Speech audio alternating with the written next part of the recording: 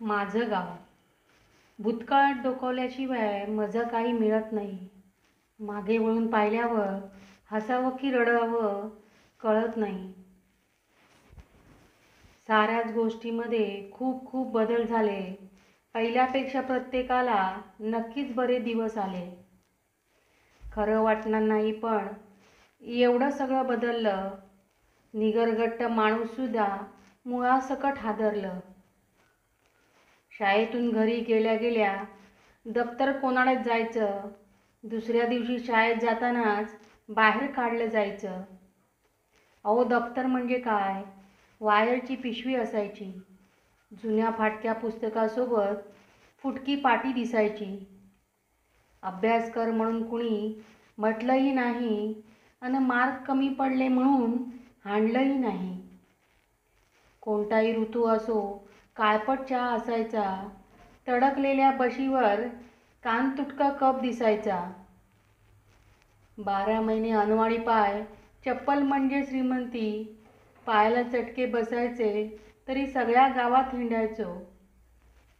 कुणाचं गुऱ्हाळ लागलं की चला रस प्यायला. खळे-दळे लागले की चालले शेतात झोपायला. मरणाच्या गरिबीत सुद्धा मजा मात्र खूप होती.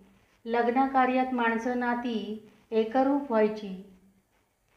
अमावास्येच्या दिवशी पोरं मारुतीच्या पारावर, नारळाच्या तुकड्यासाठी एकमेकांच्या अंगावर. ओ मामा द्या ना, एकच गल्ला व्हायचा. रेटारेटी केल्यामुळे सदरा टरकून जायचा. पाहुण्याला पाहुणचार म्हणून खिचडी भजे व्हायचे.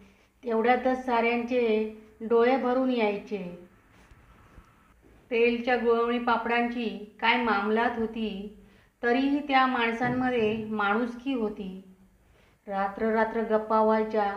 डोळ्यात यायचं पाणी. आड पडदा न ठेवता दुःखाची व्हायची गाणी. कुठे गेला तो साधेपणा? कुठे गेलं ते सुख? खरं सांगा, पहिल्यासारखी लागते का आता भूक? इतकुसा पेड्याचा तुकडा मिठूक मिठूक खायचा. कधीतरी कुणीतरी प्रसाद म्हणून द्यायचा. सारं सारं संपून गेलं. आता पैसा बोलत असतो. माणूस मात्र भ्रमिष्ठासारखा खोटं खोटं डोलत असतो. पेड्याच्या बॉक्सकडे डुंकूनही कुणी पाहत नाही. एवढंच काय, पहिल्यासारखं मुंग्याही लागत नाही. सुखाचं बोट कधी सुटलं आपल्या लक्षात आलं नाही. श्रीमंतीत सुख मिळेल वाटलं, तसं काही झालं नाही. ते सुख आणि वैभव पुन्हा घरात येईल का? चिरेबंदी वाड्यामधून हसण्याचा आवाज येईल का? कविता आवडल्यास लाईक करा, शेअर करा आणि सबस्क्राईब जरूर करा. धन्यवाद. श्री स्वामी समर्थ.